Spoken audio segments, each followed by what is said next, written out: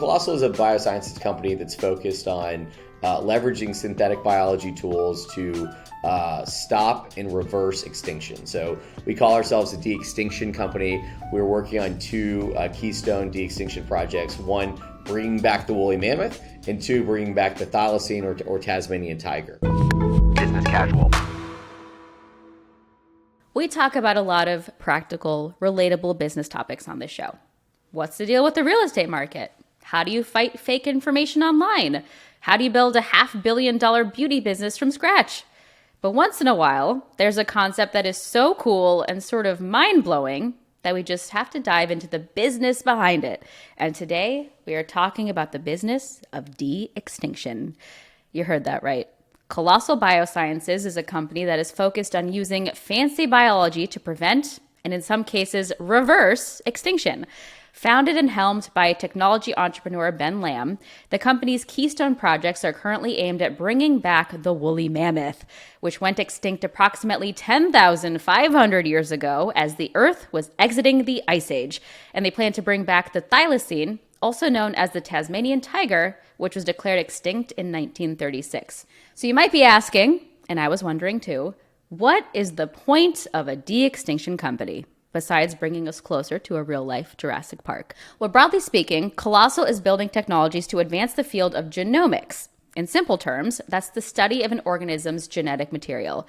One use case for reviving the woolly mammoth is to save critically endangered elephants that are walking our Earth today. And the preservation of those elephants is essential to maintaining a biodiversity of the ecosystems of this great planet. In other words, bring back the woolly mammoth, save the planet. These efforts are being made at a crucial time. Scientists have reported that we are in the midst of a mass extinction, primarily driven by, you guessed it, humans.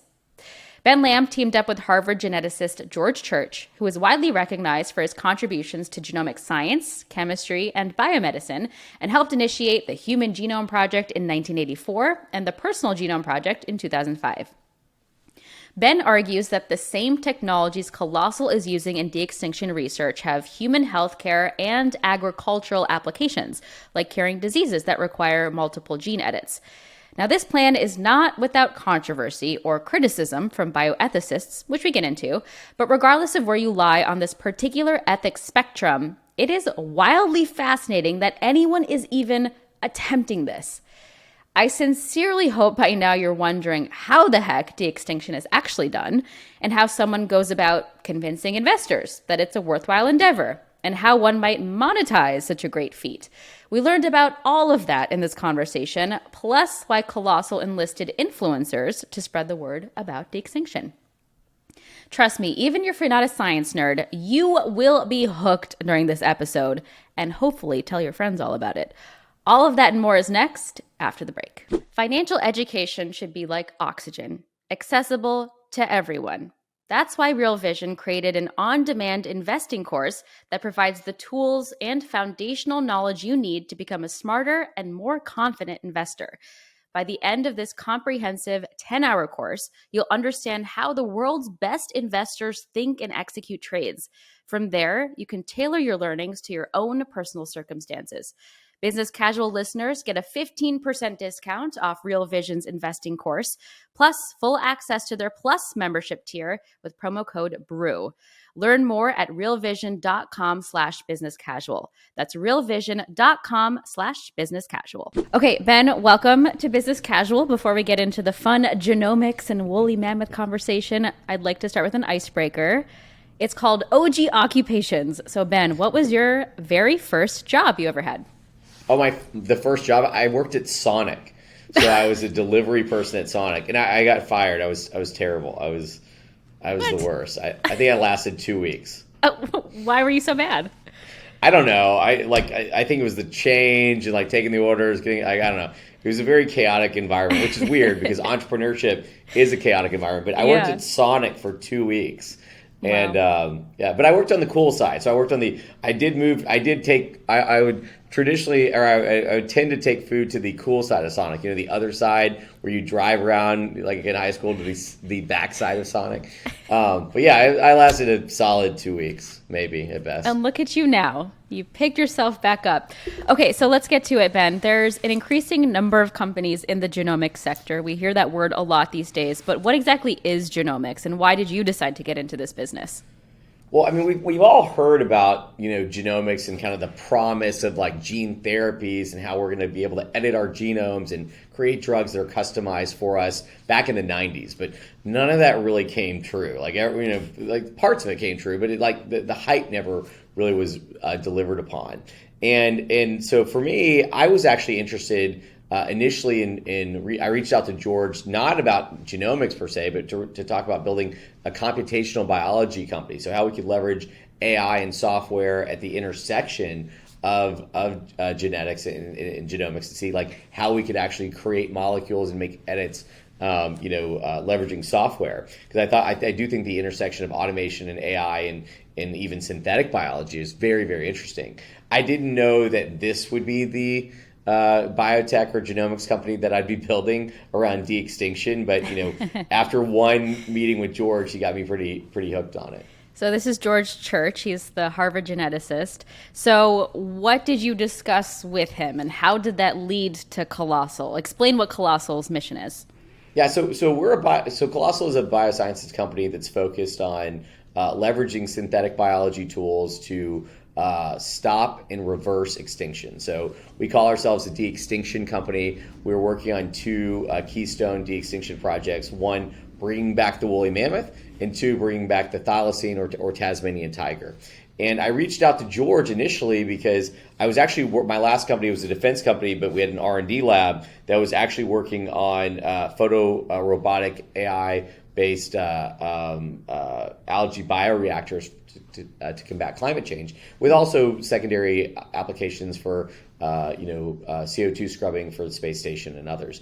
And so I reached out to George to see, is there a way that we could make genetically modified algae to make that system even more efficient? And then I wanted to talk to him about computational biology and whatnot.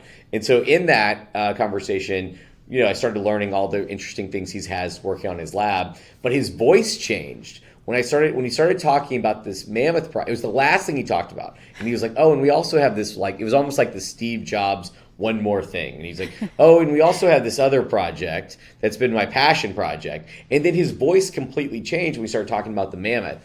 And I remember hanging up the phone. I was like, I'm really interested. So I started like Googling all about it, reading about it. We're trying to make cold-resistant elephants that fill that ecological niche.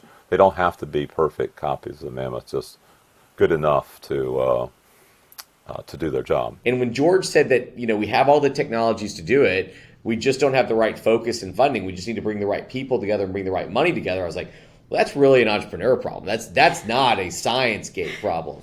And so I stayed up all night researching it, and then booked a ticket. And like 2 weeks later, I was in his lab.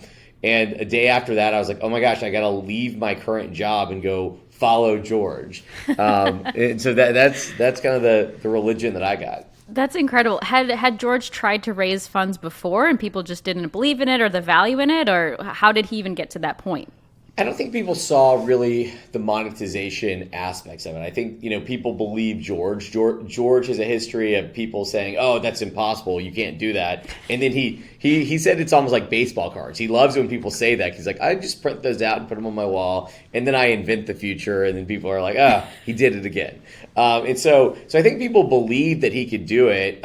He did get $100,000 from Peter Thiel as a donation to his lab for this project, and he actually stretched out for a long time. But George is focused on the science, not building businesses, and so he's not out there raising money for businesses. He's really looking at kind of like pushing the boundaries of synthetic biology and genetics forward.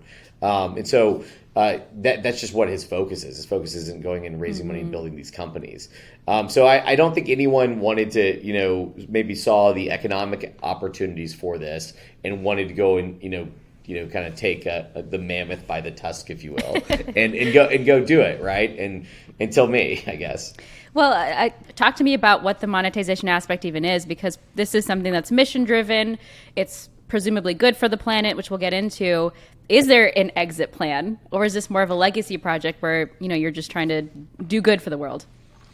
Well, I really do think that we have an opportunity with Colossal to create shareholder value and create incredible economic value. I think we have an opportunity to create a massive impact for the world. And I think we also have an opportunity to inspire, right? Like very similar to like what SpaceX and Blue Origin and others have done for space exploration and engineering. I think we have an opportunity to do that for genetics and biology. Like some little girl or little boy sees what we're working on, and working on de-extinction of the woolly mammoth and the thylacine are way more interesting than yeast. I don't want a bunch of people in the yeast world that are like coming at me with pitchforks and fire. But I think it's more interesting, and I think it's more interesting and more inspiring. So I think we can really bring these types of people, or hopefully inspire those next generations to come. And who knows what the halo effect can be. But from a monetization perspective, we were treating this almost like the Apollo program, right? It's like there were engineering challenges to get to the moon, but there weren't science gates, right? We just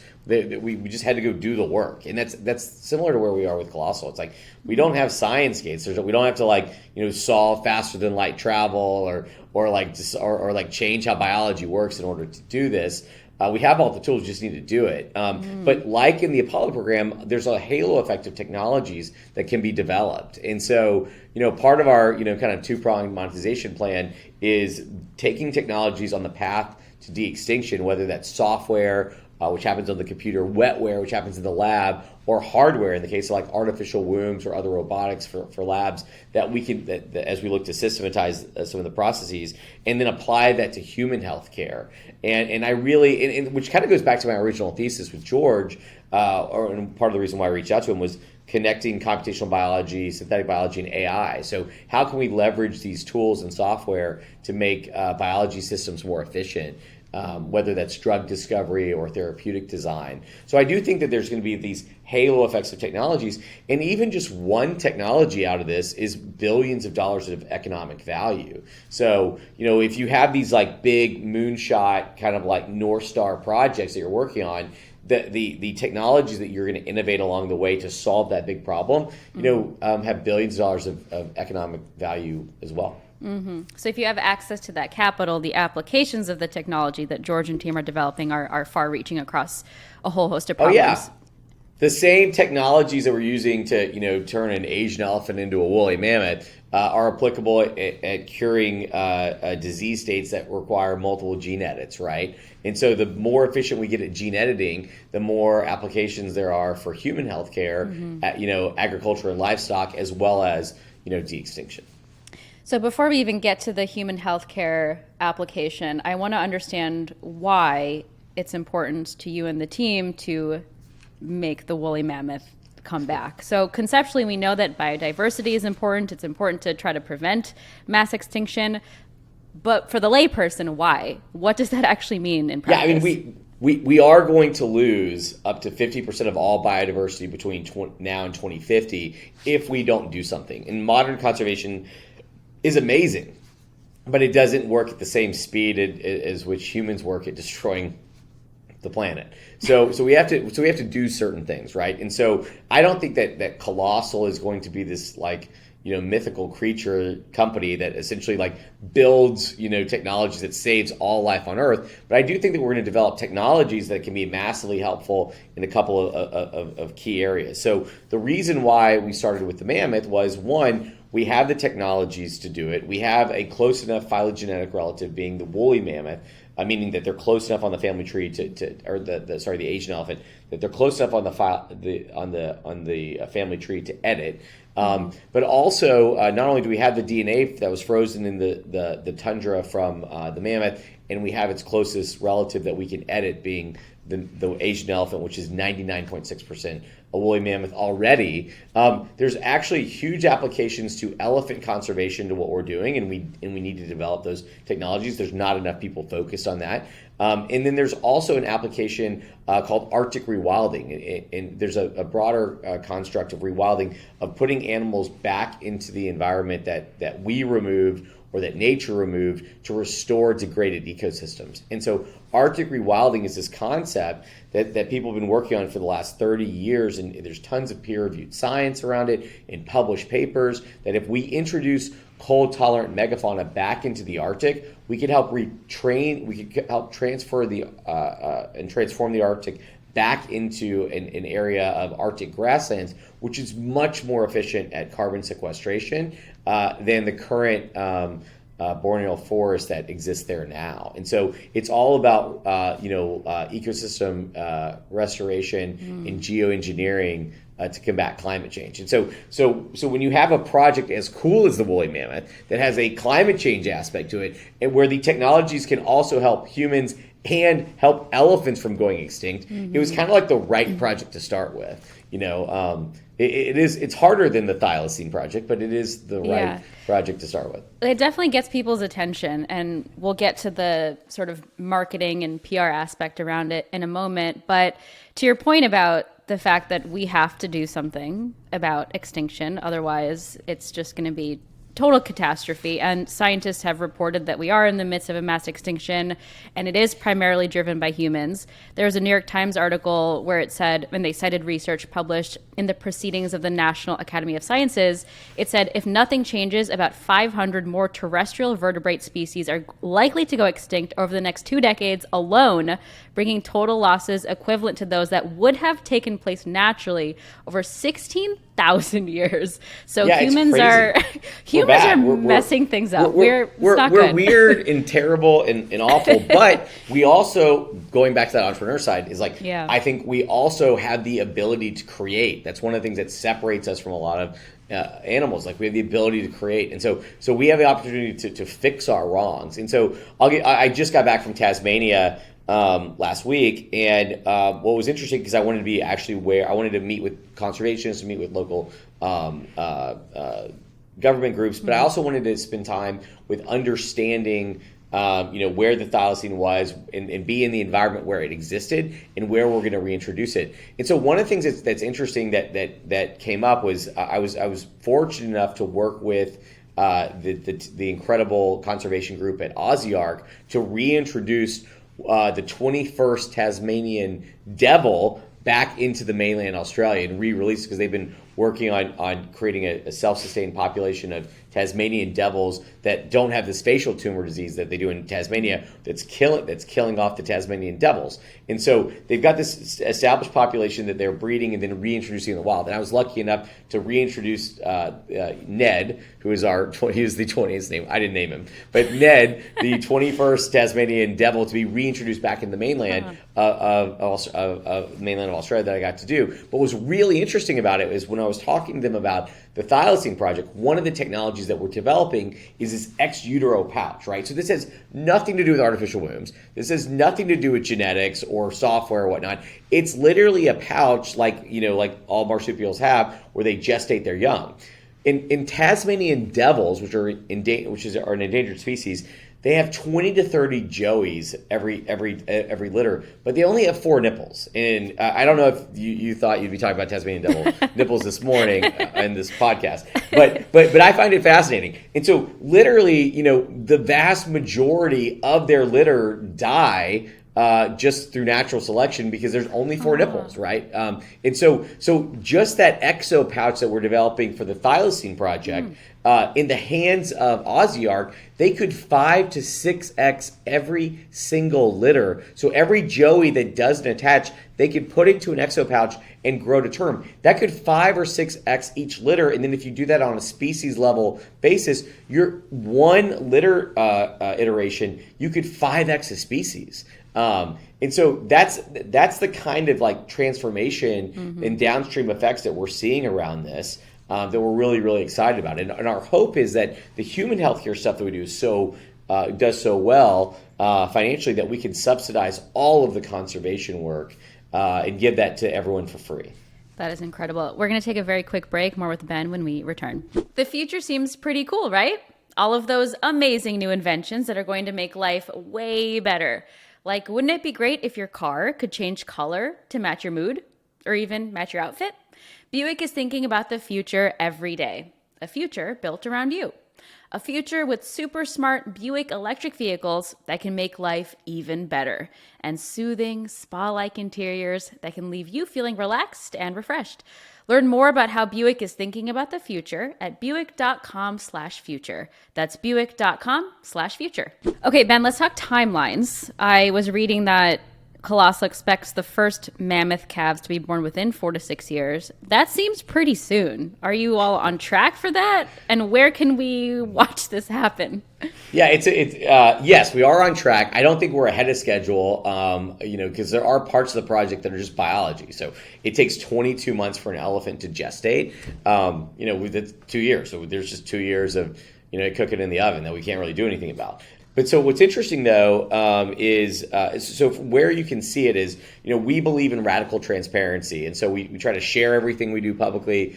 All our major milestones we talk about publicly. This isn't something that we're doing in some secret lab and then we're just going to unveil a mammoth or a thylacine or whatever. We want to be really public about it. So we're very open about this. We do on our website post everything on social, on colossal.com. On social, we post everything. We are in the process of also collaborating with a couple of really big video partners. And so we're filming a lot of this stuff. We want everything open to the public. We want the world to kind of be on this journey with us because de-extinction is for everybody. It's not just for America or Colossal. It's really for everybody. And conservation, everyone can be a conservationist.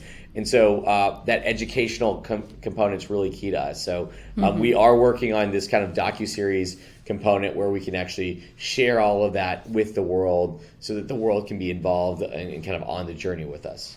And with radical transparency, I'm sure you're also opening the door up to critics as well. And there have been mixed responses to your de-extinction efforts with Colossal amongst the scientific community. People have raised moral and ethical concerns around the notion of bringing back extinct species. I've heard you say in the past that you welcome criticism, you welcome the conversation, but what is your argument to those who say it's just not moral, it's not ethical to bring back these species? Well, I think it's, just to clarify, I think I welcome informed criticism. So I was on a thing a couple weeks ago and they were like, this has nothing to do with elephant conservation and Colossal isn't doing anything with elephant conservation. I was like, well, we partnered with all of the top elephant conservation groups and we have a part of our website that says elephant conservation. So if you read that and then you aren't happy with it, give us feedback. So I'm all about informed criticism. So if people come to us with feedback, we want that feedback. Some of our scientific advisors actually weren't the biggest supporters when we launched. Some of our most active scientific advisors were the ones that were negative when we launched the company. Then we reached out to them like, hey, why are you negative? Why do you not like this? Or what can we do better? And I think it's important to engage that population. So it's really important, I think, to engage criticism. But we're not going to do everything right. And some of the critics say, oh, but is Colossal playing God? And I'm like, well, we play God every time we eradicate a species. We play God every time we take medicine and don't die of a disease and we prolong our lives. We play God every time we destroy the rainforest or pollute the ocean.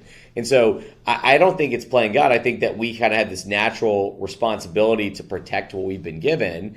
And life is precious. And so if we can have tools to make things better, why wouldn't we do that? And so that's kind of our goal. But we've also, as I mentioned, partnered with the top conservationists in the world, some of the top conservation groups in the world. We've got 2 bioethicists. Like one of our bioethicists, when I reached out to her originally, she was like, "You shouldn't do a mammoth. You should just do a GMO tomato." And but that's the feedback I wanted. I wanted to understand, okay, why? And if you are going to do this, why would you not do this? We've been very, very thoughtful on kind of like the right, approach. And I think we've been very, very inclusive around the people that we brought to the table. And I think that when you're doing anything, especially something as bold and as big as de-extinction, you have to be inclusive, and you've got to reach out to critics. I would just ask that they're informed. That's the only thing. Like, if you have feedback for us, we want to hear it. Just just do the research first. Yeah, please read what we've said. Yeah. Because we're pretty transparent. Yeah, for sure. So I know a large part of what you're trying to do is just educating the general population about de-extinction, the importance of biodiversity and conservation and all of that. And you have a pretty robust marketing strategy. I know you've partnered with influencers, you have celebrity investors, there's a hashtag Colossal partner. What is the intent behind this strategy? Is it just to get people aware of what you're doing and aware of maybe the issues that we've caused as humans that we are now due to fix? Yeah, it's a great question. So about a third of our investors are impact investors. They just care about the positive impact. A third of our investors are traditional investors, and a third of them are consumer investors. That's people like Thomas Tull, who's the founder of Legendary Pictures. It's folks like Chris Hemsworth, Paris Hilton, and others, and Animal Capital. Those are people that really, have a beat on the cultural, a beat on kind of like the cultural zeitgeist that the world's in right now. And so I think it's really important to reach them. We're always competing for eyeballs, right? And so for example, all these incredible influencers out there, we constantly engage. We're constantly reaching out to not just science influencers, but influencers in the world of that in pop culture. It's amazing, like what one tweet from Paris Hilton can do versus, I don't want to break hearts here, but a lot of the younger generation don't go to Cell and Nature science journals and read scientific papers. That viewpoint is a scientific elitist viewpoint that's just wrong. Scientists read Nature's and they criticize it, but some little boy or little girl, they're on TikTok. So, how do you get them engaged? You need to go where I believe that you shouldn't, if you are trying to educate people, you shouldn't ask people to come to you. You should go to them. And so we are huge believers in reaching, kids so instead of them, watching some video about Kanye West flipping out on the next thing, they could watch something on de-extinction and understand about, we've given more, we've given a bigger voice to elephant herpes than anyone ever before.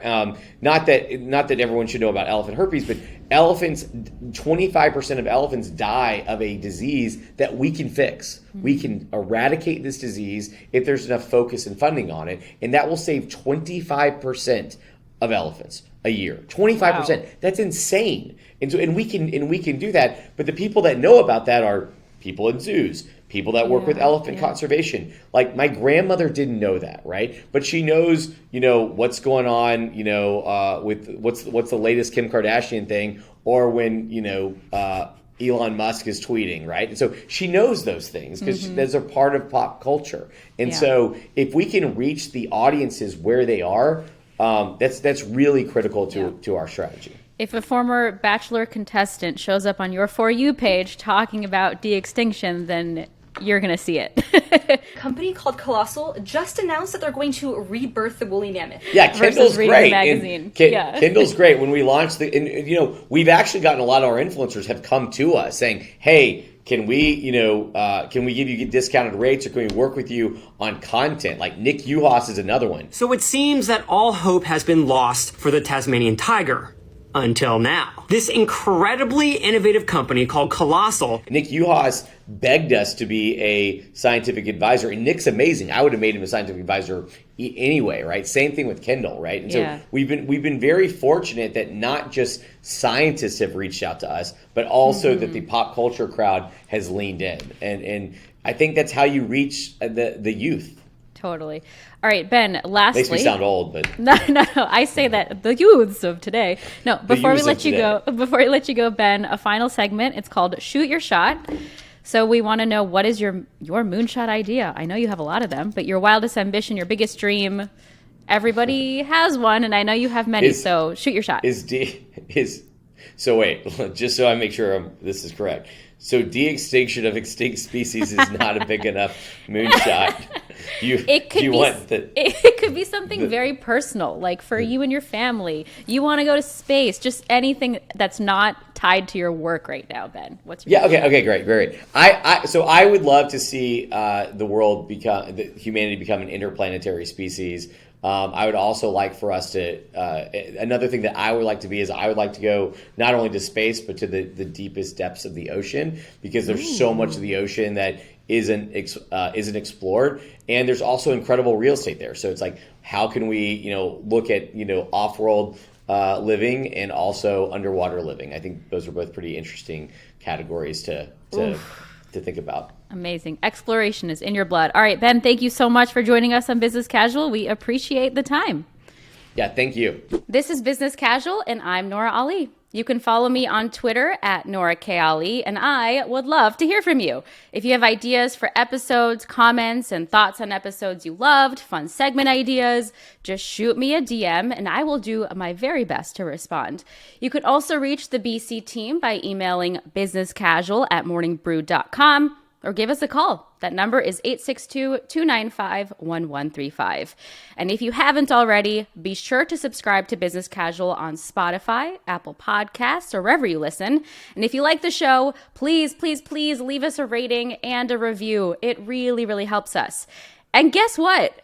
We are on YouTube. So if you've ever wondered what I look like or what our guests look like, full episodes are available at youtube.com/morningbrewdaily. Business Casual is produced by Catherine Millsop and Olivia Mead. Additional production, sound design, and mixing by Daniel Marcus. Kate Brandt is our fact checker, and A.B. Silver is our senior booking producer. Sarah Singer is our VP of Multimedia. Music in this episode from Daniel Marcus and the mysterious Breakmaster Cylinder. Thanks for listening to Business Casual. I'm Nora Ali. Keep it business and keep it casual. Business Casual. If you like what you saw and you like what you heard, you can listen to the entire episode of this podcast, Business Casual, anywhere you get your podcasts. And please go ahead and subscribe to the Morning Brew YouTube channel and go ahead and click on that alarm bell, that thing right there, so you can be alerted anytime there's a new video.